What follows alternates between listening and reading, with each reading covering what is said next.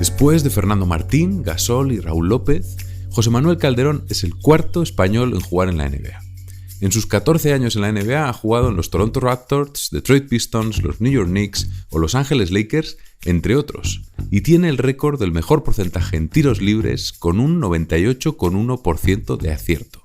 Con la selección española ganó el Mundial en 2006, el Eurobásquet en 2011 y tiene 3 medallas olímpicas, 2 de plata y 1 de bronce. Se retiró del baloncesto profesional en 2019 y ahora colabora con UNICEF, es asesor de la empresa de tecnología Singular y de los Cleveland Cavaliers.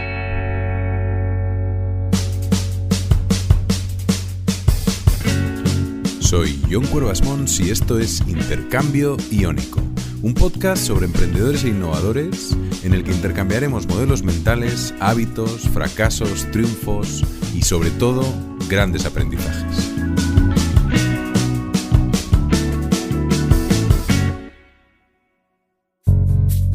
Con semejante historial necesitaba un socio para esta entrevista y he elegido a André Agassi. Nos conocemos desde hace tiempo porque vamos los dos al mismo peluquero. Fuera bromas, a Calderón le encanta el libro Open de Agassi y a mí también, así que he decidido hacer una entrevista diferente y apoyarnos en el libro para sacarle todo el jugo a esta conversación. El libro de Agassi empieza por el final, con su último torneo, el US Open, después de 20 años de carrera. Así que nosotros vamos a empezar también por el final de una carrera tan increíble como la de Calderón. Cuando me retiré definitivamente sí que no sabía si iba a ser el último, porque realmente creía que podía haber jugado probablemente un año más o 2, pero bueno, ahí es cuando tomo la decisión. Pero el que te diría que es muy especial sería cuando sí que sabía que era mi único torneo con la selección española. Y eso fue en Río en 2016.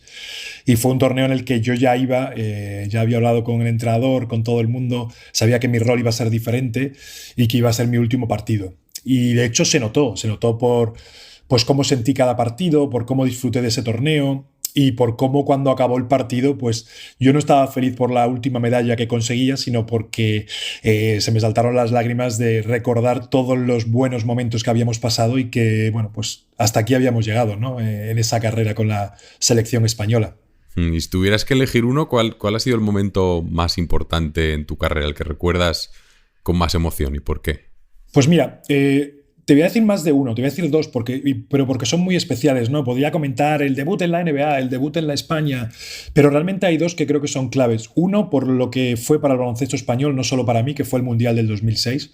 Creo que fue bueno para el deporte español en general y por lo que significó esa medalla. Pero luego para mí especialmente fue el europeo en 2011 en Lituania, porque no había podido estar por lesión en el anterior. Entonces era como mi generación, todos mis compañeros ya lo tenían y necesitaba esta medalla, ¿no? Era como yo quiero ser parte de ser campeón de Europa, ¿no? Y para mí fue un momento muy, muy especial con la selección. Hay una frase que dice Agassi en el libro después de ganar Wimbledon en el 92, que fue su primer Grand Slam, y leo directamente del libro. Se supone que debo ser una persona distinta ahora que he ganado un torneo de Grand Slam. Tras 2 años llamándome estafa, diciendo que no soporto la presión, que soy un rebelde sin causa, ahora me colocan en un pedestal. Declaran que soy un ganador, un jugador sólido, uno de los grandes. Dicen que mi victoria en Wimbledon los obliga a evaluarme de nuevo, a reconsiderar quién soy en realidad. Pero yo no siento que Wimbledon me haya cambiado. De hecho, me siento como si me hubieran hecho partícipe de un secreto sórdido. Que ganar no cambia nada.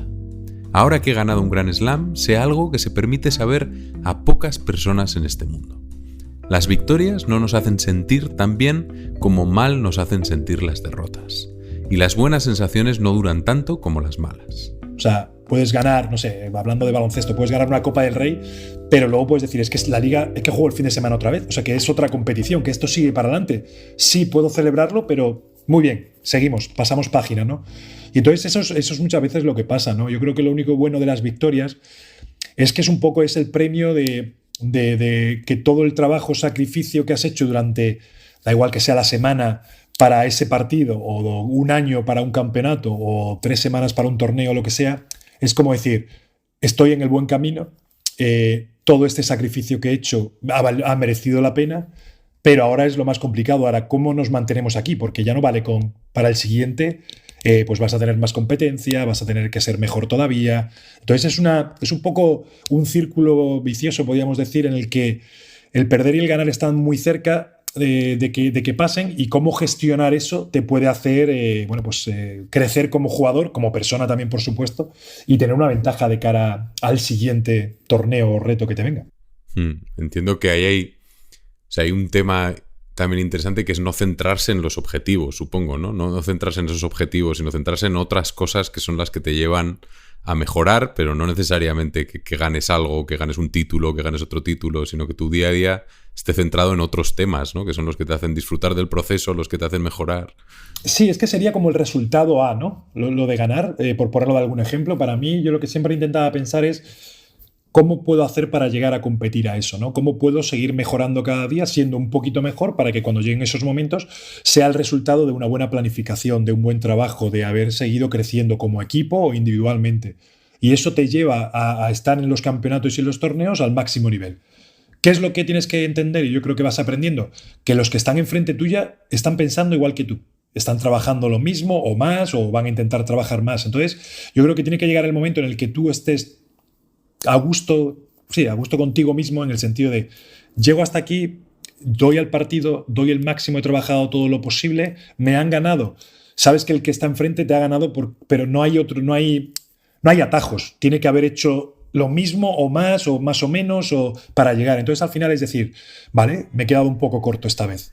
Bueno, pues el objetivo es que mañana tengo que seguir. ¿En qué tengo que mejorar? ¿No? Yo creo que seguir, que lo de ganar tiene que ser el resultado a un trabajo bien hecho, y no a que solo vale ganar o perder, ¿no? Sino que directamente yo creo que cuando se hacen bien las cosas vas a tener más posibilidades de estar en esas situaciones en las que vas a poder ganar torneos o partidos o lo que sea. La infancia y la adolescencia son etapas muy complicadas en la historia de Agassi. Cómo su padre le mete mucha caña, pero mucha caña prácticamente desde que empieza a caminar. Cómo acaba dejando el colegio a los 14 y a los 16 ya es jugador profesional. Una de las cosas más duras y específicas del éxito en el deporte es la edad. Se empieza muy joven y si llegas alto, llegas muy pronto, sin tener claro lo que realmente quieres. Con 13 años, Calderón decide dejar Villanueva de la Serena, en Extremadura, para irse muy lejos de sus padres, a Vitoria, para intentar dedicarse al baloncesto.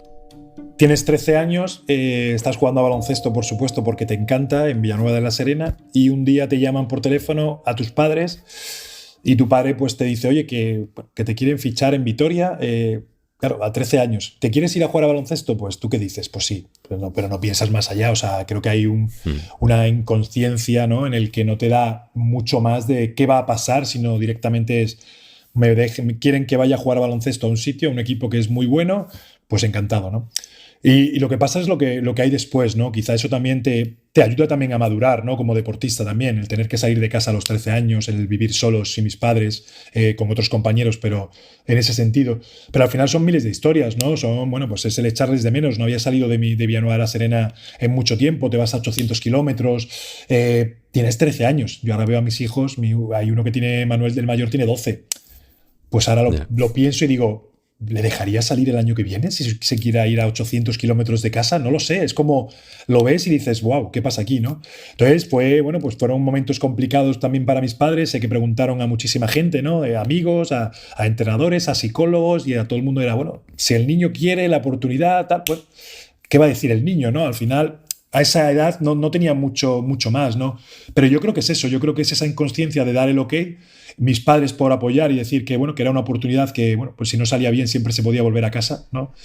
Y eso es lo que yo creo que hace también muchas veces que el deportista pues tenga que, yo creo que quizá madure un poco antes, ¿no? En muchas cosas. Yo pues igual me he perdido muchos momentos de mi niñez, en el sentido de jugar a cosas que igual mis compañeros de colegio jugaban, pero yo era como, yo no tengo tiempo para esto, estoy viviendo fuera solo, tengo que estudiar, tengo que ir a entrenar, no me da tiempo a jugar a la consola, no sé, a cualquier cosa, ¿no? Que se jugara en aquel momento. Y eso igual me hacía no ser tan niño, aunque tuviera 13 años, ¿no? Y era como, tío, o espabilas, o maduras, o creces, digamos, o esto te pasa por encima, ¿no? O me tengo que volver a Villanueva. Y a mí me gustaba mucho el baloncesto. Sí, pues hilando un poco con esto, hay una reflexión también de Agassi en el como sobre evolución personal, ¿no? Que al final todo el libro está lleno de su evolución personal, tanto dentro como fuera de la pista. Y hay una parte que me llama mucho la atención, que es el capítulo en el que habla de su entrenador, que es, bueno, de su segundo entrenador o el tercer entrenador, que se llama Brad Gilbert o Brad Gilbert. Y es como la primera vez que se ven, que es como quedan a comer o a cenar, no me acuerdo cuál de los dos era. Y entonces Brad le explica directamente, con toda honestidad, qué piensa de su juego, ¿no? Y se lo explica así. Entonces, leo directamente. Brad opina que mi problema básico, el problema que amenaza con poner fin a mi carrera prematuramente, es el perfeccionismo. Tú siempre intentas ser perfecto, dice, y siempre te quedas corto. Y eso te jode la mente. Por culpa de tu perfeccionismo, tu confianza se va al garete, intentas que todas las pelotas que lanzas sean grandes puntos cuando... En el 90% de los casos, con mantener el rumbo, mostrarte consistente y limitarte a lo básico, tendrías bastante para ganar, ¿no? Y luego hay otra parte en el libro que habla de Steffi Graf y cómo le dice recurrentemente stop thinking, it's all about feeling, ¿no? Como para de pensar, tienes que sentirlo, ¿no? Y a veces supongo que cuando hay algo que repites mucho, ¿no? O intentas mejorar algo de una manera constante, es súper fácil bloquearse, ¿no? Obsesionarse, y luego es muy difícil recorrer el camino inverso y volver a sentirlo, ¿no? Y entonces aquí quería sacarte tus dos estadísticas más importantes de la NBA que supongo que habrán tenido un recorrido interesante, ¿no? Una es la del récord, lo que hemos hablado antes, el récord en la historia de la NBA de porcentaje de acierto de tiros libres, que metiste 151 de 154, que eran 98,1%. Y la otra que me parece casi todavía más interesante, más increíble, que es el pasar de un 13% de acierto en triples en tu primer año a un 46% en tu mejor año, ¿no? Entonces, ¿cómo lo hiciste? ¿Cuáles son los caminos? O sea, ¿cuál ha sido incluso tus obsesiones, tus bloqueos, tu proceso para llegar a mejorar así? Porque al final hay muchísimos aprendizajes interesantes. Lo raro de todo esto fue que cuando yo llegué a la NBA no me consideraba un mal tirador. No era mi mejor parte del juego, no era mi número, ni mi cosa número uno, ¿no? De decir, ¿qué es Oscar Calderón? Tirador. No, pero bueno, sin más. Había días que metía, pero no le daba demasiada importancia porque quizá tenía otras armas que me valían en ese momento, ¿no? Y entonces, pues tampoco igual le di la importancia que necesitaba hasta que llego a la NBA y no sé si por ese paso atrás, está más lejos, por cómo me defendían, por lo que sea, no era capaz de meter un triple, era imposible. Y dije, bueno, esto no puede ser, porque si no soy capaz de meter, me van a defender diferente y no voy a ser capaz de utilizar las armas que realmente tengo, que son buenas, porque me dan mucho espacio, por lo que sea. Y al final fue, oye, ¿qué hago? Tengo que cambiar mi mecánica, tengo que hacer 1000 tiros al día, 2000, ¿qué tengo que hacer para meter? Y así empecé cambiando mi mecánica, empecé entrando mi codo un poco más hacia adentro, pero luego repetición, y luego te das cuenta de que realmente está todo aquí. Tú mismo eres capaz de bloquearte, ¿no? Y luego el tema de la frustración, el otro día lo comentaba muy bien Tony Nadal, que bueno, estuve hablando con él también en un Unique, y decía que muchas veces la frustración es porque nos frustramos cuando creemos que somos mejores de lo que somos en algunas cosas. O sea, realmente tenemos que ser honestos, como diciendo, tienes que ser honesto contigo mismo. Es que quiero meter y no meto. Pues que igual no eres tan bueno para meter todavía. Entonces, claro. ¿Por qué cuando te frustras es porque consideramos que es algo que somos capaces de hacer y cuando no nos sale, ¿no? Nos frustramos, ¿no? Y me pareció una muy buena forma de verlo en el sentido de que a veces nos centramos muchísimo en algo, no en un error que cometemos todo el rato, y es muchas veces porque pensamos que podemos hacerlo. Igual tenemos que dar un paso atrás y decir, a ver, espérate, es que igual me estoy descentrando, me estoy frustrando porque yo doy por hecho que tengo que hacerlo, cuando igual no lo he entrenado lo suficiente, cuando igual no soy tan bueno en esto como pensaba que era, ¿no? Y entonces es evitar esa frustración que puede llevar a que te bloquees en algún momento, ¿no? Y en mi caso fue un poco, podría decir que fue un poco parecido, en el sentido de, yo tenía claro que era, tengo que mejorar, pero tampoco me quiero obsesionar, porque si me obsesiono, si empiezo a pensar demasiado en mi tiro, no puedo pensar, yo tengo que jugar a baloncesto, si estoy solo tiro. Entreno mi tiro todos los días, no tengo que... Y muchas veces lo que le pasa a la gente es que cuando recibo el tiro tiene que ser así, no. Cuando recibo y estás solo tú tiras, pero tú no piensas en el tiro, estás pensando en si el balón entra o no entra luego y estás pensando en que tienes que correr a defender. Es como tú entrenas para que luego todo salga automáticamente, no piensas los movimientos que vas a hacer, no piensas cómo vas a votar. Voto con la izquierda si tengo al defensor en el lado derecho o al revés. pero no lo Sí, piensas. sí. Entonces, era cómo soy capaz de prepararme mentalmente para que algo que sea natural, ¿no? Y al final, pues eso, empecé a cambiar mi tiro, a tirar, a repetir, hasta que llegó un momento en el que, bueno, pues no pensaba, tiraba sin pensar en tengo que meter el hombro, tengo el codo, tengo que doblar las piernas, tengo que saltar a esta... No, es automático. Y ese fue mi proceso, es un reto, quiero ser mejor, quiero mejorar, y era qué necesito hacer para mejorar. Y al final era, pues oye, a mi entrenador, a esto, buscar ayuda, bueno, pues para que me ayudaran a mejorar y luego pues mentalmente decir, pues ahí estamos, vamos, peor no lo puedo hacer.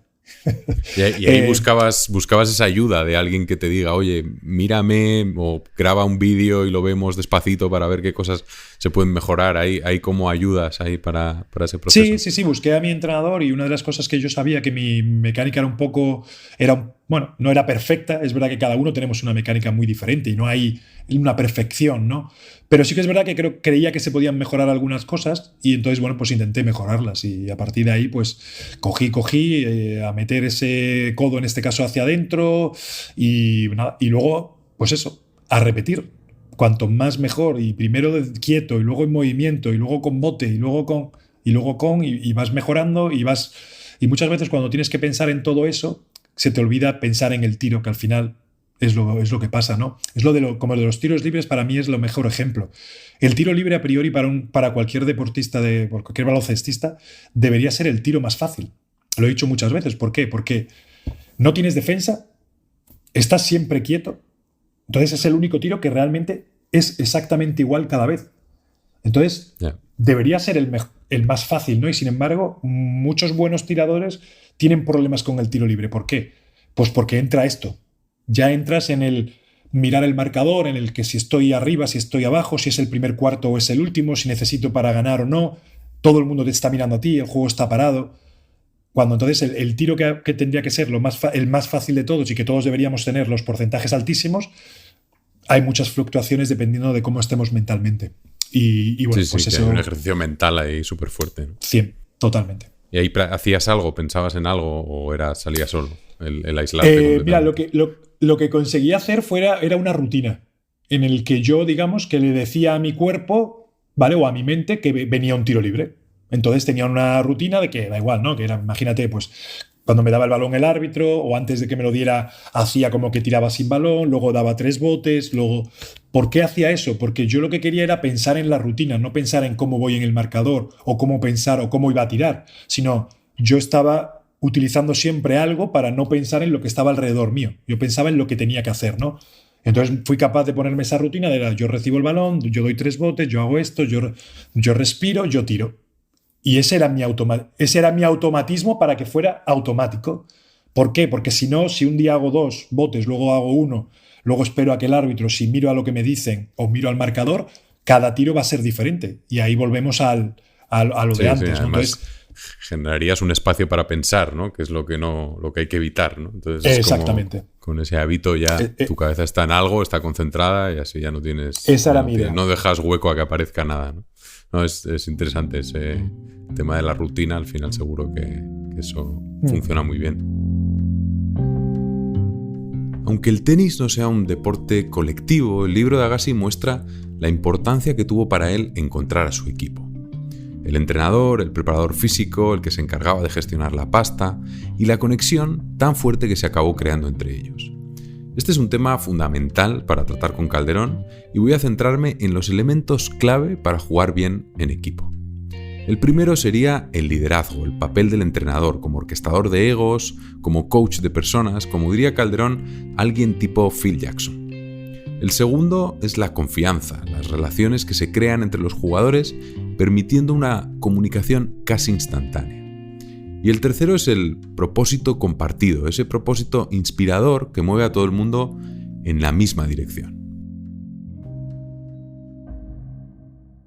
Yo creo que los entrenadores muchas veces nos equivocamos, ¿no? Yo creo que como aficionados, no sé si porque el fútbol lo tenemos pues todos los días más en la prensa o lo que sea, y siempre hablamos de los entrenadores muchas veces de, bueno, es que este entrenador tácticamente, el 4-3, el 2, el no sé cuánto, y yo creo que los entrenadores realmente, cuando llegan a ese nivel, pueden tener mejor o peor, no sé, toma de decisiones en el último segundo o un sistema de juego específico, pero al final creo que lo más complicado es cómo manejas el vestuario. Al final un entrenador a día de hoy es más importante el saber cómo eres capaz de hacer que 25 personas, bueno, 15 personas en un equipo de baloncesto o 12, que los 15 se sientan importantes a que los coloques de la forma que los quieras colocar en el campo. ¿Por qué? Porque al final, si eres capaz de que haya ese buen rollo, si eres capaz de que la gente realmente vaya por el mismo camino, tengamos un objetivo, seamos felices sabiendo que sí, yo juego menos, pero tengo que estar preparado para que cuando alguien no juegue pueda hacerlo bien y sigamos una buena línea. Si eres capaz de controlar eso, yo creo que en la pista luego es fácil de hacerlo. Ahora, puedes ser el mejor tácticamente si no eres capaz de controlar a las personas que tienes, y aquí es personas, y esos egos, y el quién quiere jugar y cómo jugar. Da igual que seas el mejor, y yo creo que ahí es donde muchas veces ese equilibrio es clave, ¿no? El saber cómo manejar ese grupo de personas es más importante, tengas más talento, menos talento, que seas el entrenador, que sepas más tácticamente y que lo sabes colocar en la posición perfecta. Muy bien. Si no eres capaz de gestionar el vestuario, al final no funcionará, ¿no? Y yo creo que eso es la clave de los entrenadores, y yo creo que ahí es donde está ahora mismo el ser buen entrenador, o sea, o el estar en un equipo y triunfar o no ser capaz de triunfar. Sí, el factor humano, ¿no? Que además esa parte es la que no se ve, además, que es la parte como más difícil de ver desde fuera. Oye, relacionado con esto hay otra cosa también que me gustaría mucho comentar contigo, que conecta con lo que estábamos hablando, que tiene que ver con el propósito, ¿no? Con cómo se define el propósito también en un colectivo, en un equipo. Y esto es un poco por contarte una historia que habla, no sé si conoces a Simon Sinek, que es el autor de Start With Why, que es un libro que habla justamente de tener un propósito inspirador, ¿no? Tiene además una charla TED mítica, que es como la más vista de todos los TED. Y contaba que en uno de los talleres con soldados que habían estado en la guerra directamente y que había habido muertes, habían estado... O sea, que a ellos les preguntaba por cuál era su propósito, ¿no? Y entonces ellos siempre decían, y es curioso porque por encima de proteger a su país, por encima de hablar del dinero que ganaban, por encima... O sea, para ellos siempre estaban sus compañeros, ¿no? Era un poco... que el propósito principal era hacer que sus compañeros sobrevivieran, ¿no? Eso era lo único que pensaban, ¿no? En los demás. Entonces siempre pienso, y lo pienso también en un poco en mi experiencia montando startups y tal, siempre cuando creas un equipo que realmente funciona muy bien, no es porque tenga un propósito súper elevado, yo quiero cambiar el mundo en esto, no es porque quiere ayudar a su compañero, al que está al lado, ¿no? Entonces le pide algo el de al lado, entonces quiere hacerlo muy bien porque es su compañero que se lleva bien, ¿no? Entonces ahí hay un tema interesante y supongo que es un poco lo que habéis vivido en la época de la selección, y a lo mejor lo has vivido también en más equipos, pero por preguntarte un poco por eso. No. Y realmente esto, mira, justo este verano, antes de que el equipo fuera al Eurobasket, el equipo de la selección española, bueno, pues nada, subí un día a Madrid, los estuve viendo, estuve hablando con Sergio, con Jorge Garbajosa y demás, y bueno, pues tuve 10 minutos para hablar, o no sé, bueno, ni llegaron a 10, ¿no? Con toda la gente que, bueno, pues era una generación nueva, muchos de ellos no había coincidido, y bueno, dijeron, oye, pues diles unas palabras y demás, ¿no? Y al final, una de las cosas que le dije en la primera parte era, por supuesto, enhorabuena por estar aquí, bienvenidos a esta familia, ¿no? Y una de las cosas que les dije era eso, ¿no? Era hablar un poco de los roles, de cómo adaptarse, de cómo ser parte de, ¿no? Y lo que les comentaba era, digo, lo único que os podía decir es que al final estáis en el mismo equipo, estáis en el mismo barco y que sois una familia, ¿no? Que al final quien decide los minutos será Sergio, uno jugará más, uno jugará menos y los tenéis que, digamos, ponérselo difícil en los entrenamientos y por supuesto que hay que competir. Pero luego cuando llega el momento de salir ahí, al final digo, lo único que tenéis que pensar es ya no solo por vosotros, y les dije, es por vuestros compañeros. Es que cuando salgáis ahí deis el 100% y que vuestros compañeros estén orgullosos de vosotros, juguéis el mejor partido de vuestra carrera como el peor partido de vuestras carreras. Es dar todo por ellos, ¿no? Y con esa mentalidad al final es mucho más, en este trabajo de equipo, pues es mucho más fácil hacer las cosas. ¿Por qué? Porque sabes que tu compañero está haciendo lo mismo y te va a ayudar a que tú seas lo mejor posible porque es bueno para todos, ¿no? Y lo acabas de mencionar perfectamente. O sea, es jugar no por mí, por ser mejor, por ser el mejor del partido, es jugar porque estoy representando a mis compañeros también, por todos. Y entonces, si llevas esa mentalidad, creo que es mucho más fácil trabajar en equipo, estar en con la misma ilusión, con esa ambición de querer hacerlo bien para no dejar mal a tus compañeros, a tu familia, a tu gente, ¿no? Y ese fue un poco el mensaje que hablé con ellos este verano. Sí, sí, yo creo que hay algo y eso, yo creo que es algo que, vamos, se puede trasladar a todas las empresas, a todos los equipos, porque es verdad que cuando ocurre eso hay algo ahí especial, ¿no? Que Sí. ya no necesitas más. Bueno. Oye, y otra vez volviendo a la NBA, que además solís cambiar mucho de equipo, ¿no? De compañeros, los roles según avanzas en tu carrera. Hay como muchos cambios. Bueno, y además tu carrera es muy larga, fueron 14 años en la NBA. ¿Y cuáles han sido para ti las claves para adaptarte, para esos cambios? Porque al final, si cada 2 años tienes que estar cambiando, ¿no? Tienes que cambiar de equipo, tienes que volver a entender a todo, tienes que entender cuál es tu rol. O sea, ¿cuáles han sido las claves para ti? Pues mira, de esto es una de las cosas que llevo ahí trabajando un montón y que me gusta hablar un montón. Y yo creo que los cambios muchas veces y adaptarse ha sido algo que he ido aprendiendo desde que me fui a esos 13 años a Vitoria. Yeah. Que en aquel entonces no te das cuenta, pero es un primer cambio, ¿no? Que empiezas a adaptarte a una ciudad en la que igual no conoces demasiado. Y siempre he hablado un poco que cuando empiezas a hacer los cambios, cuanto más sepas del sitio a donde vas, mucho mejor, ¿no? Y hablo muchas veces no solo de cuando me fui, por ejemplo, a Toronto, ¿no? De decir, vale, ¿qué idioma se habla, no? Necesito saber inglés. ¿En qué país vivo, no? ¿Cuál es la cultura de allí? ¿Qué organización voy a trabajar? ¿Cómo funciona la traslada? Entonces, era cómo podía tener la máxima información posible al sitio a donde me movía, ¿no? Ya sea la ciudad, ya sea las personas, ya sea culturalmente. Y eso yo creo que es un poco de lo que he ido, digamos, en cada cambio, iba aprendiendo y al final te das cuenta de eso, ¿no? De que eso es lo importante. Y luego 2, ¿cómo soy capaz de adaptarme a los compañeros? Siendo transparente, hablando, oye, ¿cómo hacéis aquí las cosas? ¿Cómo tal? Oye, pues yo, vale, pues, o sea, creo que llega un momento para mí que era el momento en el que si vas dispuesto a adaptarte, es mucho más fácil entrar que si estás solo pensando en, es que yo lo hacía de otra forma en otro sitio. Siempre hay tiempo para eso, ¿no? Primero es al revés. Yo creo que es, oye, ¿cómo se trabaja en este nuevo sitio al que llego? ¿Cómo funciona esto? Ah, muy bien. ¿Cómo preguntas, ¿no? ¿Cómo eres capaz de comunicarte? ¿Cómo eres capaz de poder llegar y tener la máxima información posible lo antes posible, ¿no? Y para mí luego, pues bueno, te vas dando cuenta de las cosas importantes, ¿no? Oye, pues que mi familia esté bien, que esté a gusto, que esté cómoda. Y luego el baloncesto ya me encargo. A mí, entre las 4 líneas, no tenía ningún problema, porque sabía que era jugar a baloncesto y esto era cuestión de 3 entrenamientos o de 7. Pero eso lo sacábamos. Nos costaría más o menos, para eso están las pretemporadas y lo que quieras. Pero era alrededor, ¿no? Cómo era capaz de encajar en esa organización, en esa nueva ciudad, con el colegio de los niños, con la ciudad. Y es algo que he ido aprendiendo poco a poco y es un poco ese consejo, ¿no? De cuanto más sabes del sitio a donde vas, pues esa adaptación va a ser muchísimo más fácil y más rápida, ¿no? Hay mucha sabiduría ahí, ¿eh? Porque al final a mí me ha pasado lo mismo. Yo he cambiado bastante de empresa. Pues he estado, bueno, primero monté una startup, luego estuve en BVA montando otra startup, luego en Ferrovial, ahora estoy en McKinsey. Y he ido viendo una parte que yo creo que es súper relevante, que es cuando llegas a un sitio nuevo, que es esa idea de lo primero, honrar el pasado de ese sitio, ¿no? Que es un poco, lo escuché el otro día en una entrevista que estuve escuchando, que me pareció muy interesante el que tienes que conocer, o sea, que lo primero tienes que hacer foco en conocer muy bien cómo funciona el sitio donde vas, ¿no? Cómo funciona, pero bien, no superficialmente, ¿no? Sino entender exactamente, pues si vas a una empresa, pues entender muy bien la marca, la cultura, qué pasa detrás, de dónde viene la historia. O sea, entender un poco todas las dinámicas, porque todas tienen una conexión súper relevante con esa historia, incluso con, pues no sé, quiénes son los socios, de dónde viene cada socio, o sea, entrar un poquito en profundidad, ¿no? Porque... Es que si no es complicado, porque si vamos a un sitio llegando, ¿no? Imagina, da igual que sea para mejorar o que vayas con un puesto, da igual el puesto que llegas, siempre va a ser más fácil para ti tú adaptarte a miles de personas, o a 100, o a 50, o a 20, que 20 se tengan que adaptar a ti, ¿no? Sobre todo cuando tú eres el que llegas, ¿no?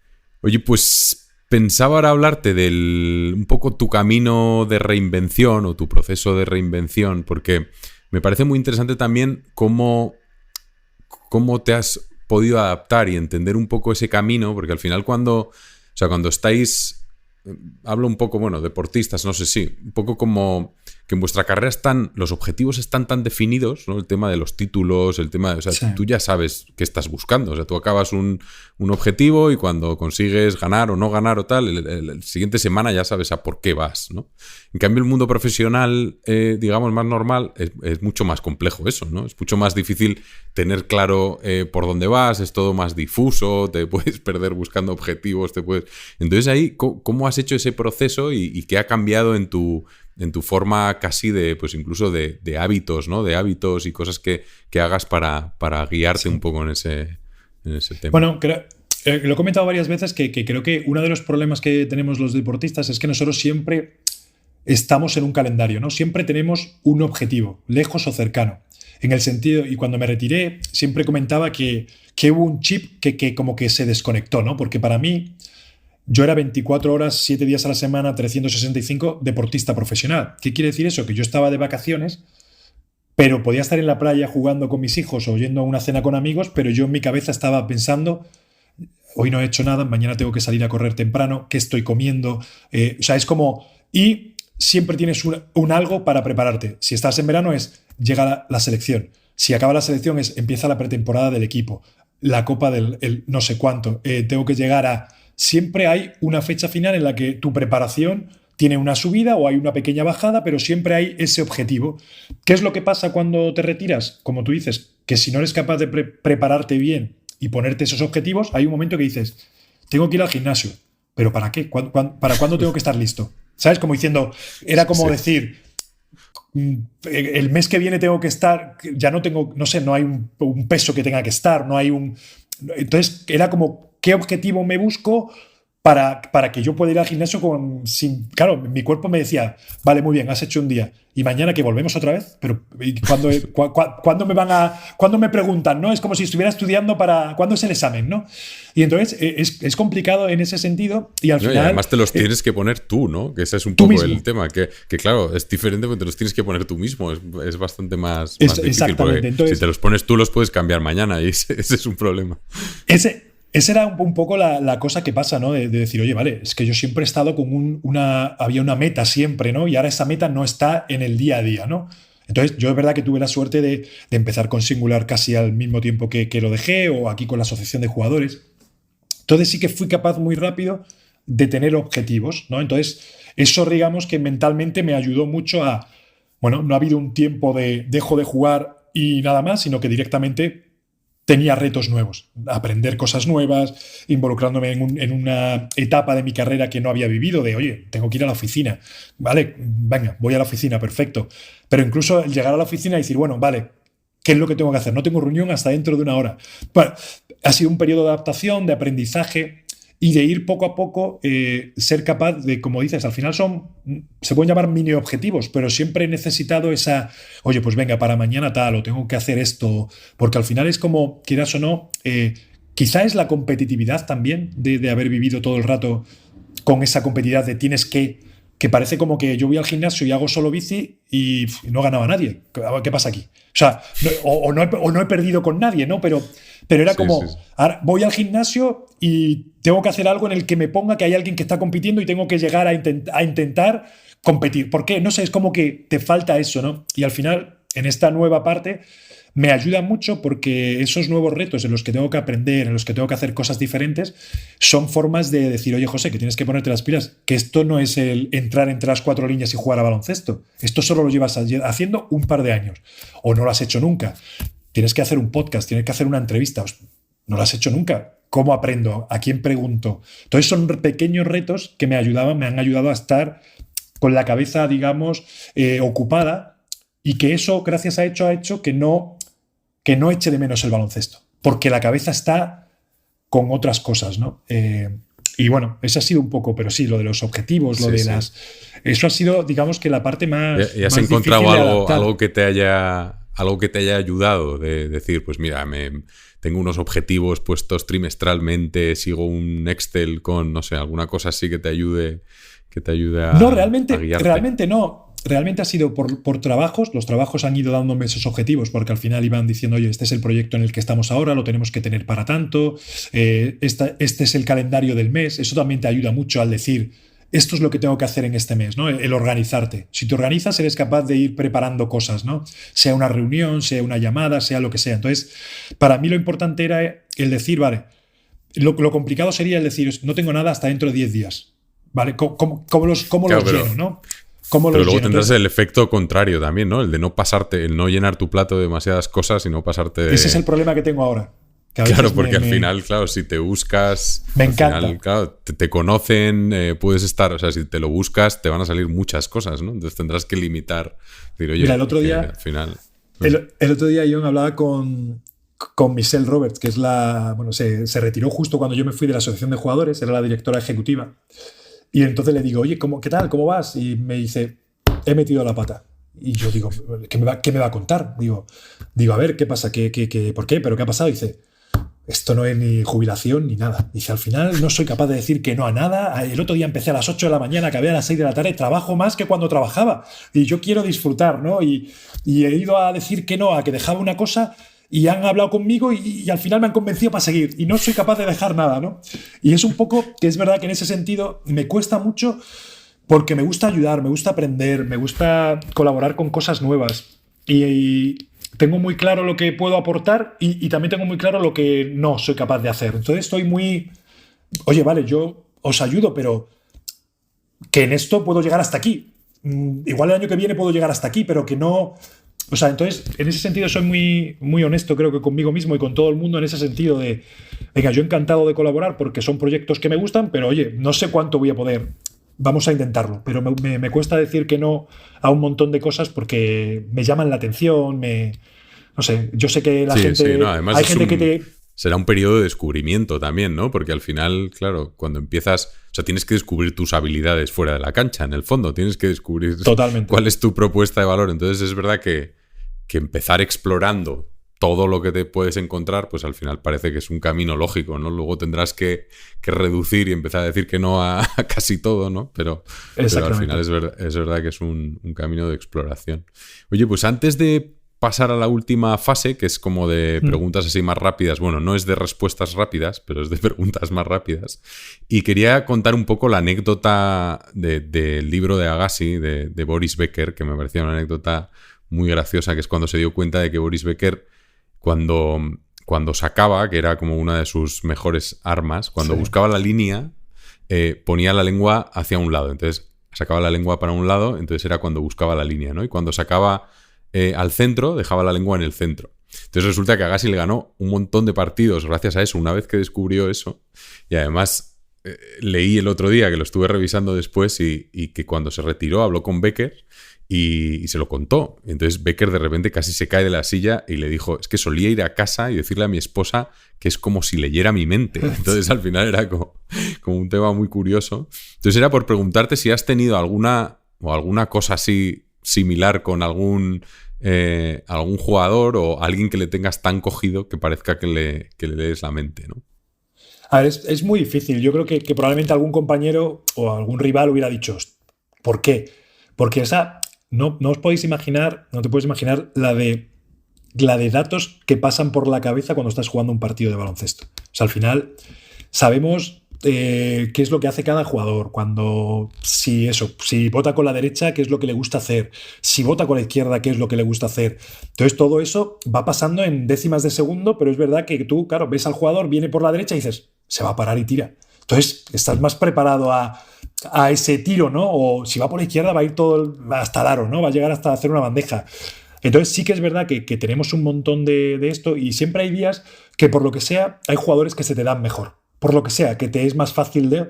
Y al revés, hay jugadores contra los que juegas que estás tú diciendo, da igual lo que haga, se supone que soy mejor que él, pero contra este jugador soy incapaz de hacer mi juego. Y no sabes por qué realmente, y es lo que dices, no sabes si es porque te ha estudiado tanto que se lo sabe de memoria o porque realmente él se mueve de esa forma que es justo lo que va en contra tuya. Entonces no tengo así nadie específico, no decirte, oye, pues aquel jugador, pero había gente que era imposible de parar, que daba igual lo que hiciera, aunque lo supiera todo, te volvías loco, y hay otros que decías, a este le tengo cogido el y sé que va a venir para acá, y te ponías y sacabas alguna falta, pero es complicado porque, por eso, ¿no? Por lo que hablamos antes del entrenamiento, pero sí que tenemos tantos datos, pero esta historia me pareció siempre, cuando lo leí, también súper interesante, ¿no? Porque quizá hay menos posibilidad de inventar, ¿no? Al final está el juego parado, hay un momento en el que la pelota va y tienes que meterla en un cuadrado, ¿no? En un rectángulo ahí, ¡pam! Quizá en el baloncesto no, es diferente, ¿no? Por dónde están los otros jugadores. Hay más dinámicas, ¿no? Hay más probabilidad de que puedan pasar otras cosas, ¿no? Pero me parece alucinante lo de, bueno, pues que fuera capaz de ver lo del tema de la lengua, ¿no? Además que él decía que funcionaba siempre. Lo que pasa es que Agassi no lo hacía siempre porque entonces iba a sospechar. Entonces decía que solo en los puntos más relevantes era cuando lo hacía, o sea, adelantaba el movimiento, ¿no? Pero intentaba como ocultarlo para que el otro no lo descubriera, ¿no? Al final, si no, a lo mejor cambiaba de dinámica, ¿no? Antes de continuar, solo recordarte que si te suscribes a la newsletter de Intercambio Iónico, recibirás, además de las entrevistas, una selección con los libros y podcasts que he escuchado y leído durante el último mes. Entra en intercambio-iónico.com y suscríbete. ¿Cuál es el libro que más has regalado? ¿También valen podcasts, películas, series? Pues mira, no tengo ningún libro específico. Siempre que tengo que regalar un libro, es verdad que suelo regalar premios Planeta. Y ni uno antes ni uno después. Realmente muchas veces cuando normalmente es algo que, oye, acaba de salir, igual esa persona probablemente no lo tenga todavía. Y bueno, pues si por lo que sea me ha gustado, pues es el que suelo regalar muchas veces. No tengo un libro específico de siempre regalar el mismo libro, la verdad. Sí, podemos recomendar tu podcast, que la verdad es que he escuchado algunos y están muy bien las entrevistas. Encantado, ahí estamos, ahora pronto estaremos en la cuarta temporada. Hay que meter la cuña ahí, que está muy encantado.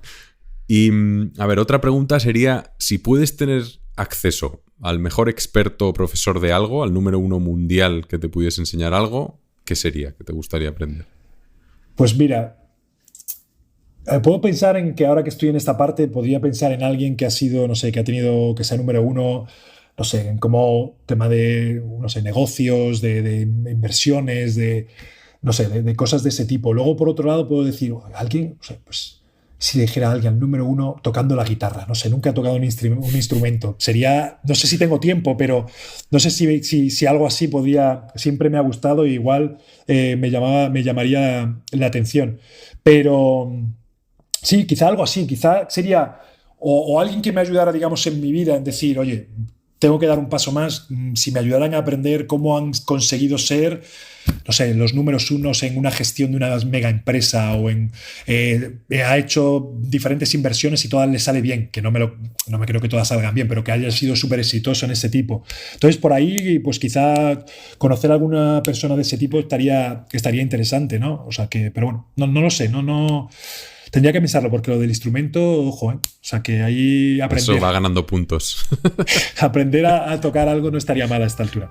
Oye, pues yo creo que muchísimas gracias porque la entrevista ha sido muy interesante. Tengo una pregunta final que tiene que ver con el éxito y que es, ¿quién es la primera persona que te viene a la cabeza cuando escuchas la palabra éxito y por qué? Pues esta se va a quedar en la casa mía, digamos, de deporte, y te diría Rafael Nadal.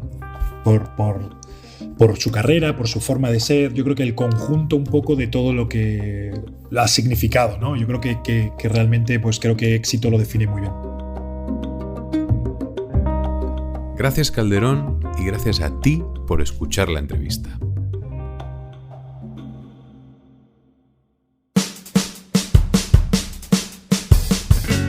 Esto ha sido Intercambio Iónico, y si te ha gustado puedes suscribirte al podcast en Apple, Spotify o en tu plataforma favorita. O mejor, cuéntaselo a tus amigos y compártelo en redes. Recuerda que si te suscribes a la newsletter de intercambio-iónico.com recibirás un email con los libros y podcasts que he escuchado y leído durante el último mes. Puedes encontrarme en Twitter en @IONCuervas con V y M al final, y un saludo muy especial para Craig Lawless en la producción del podcast.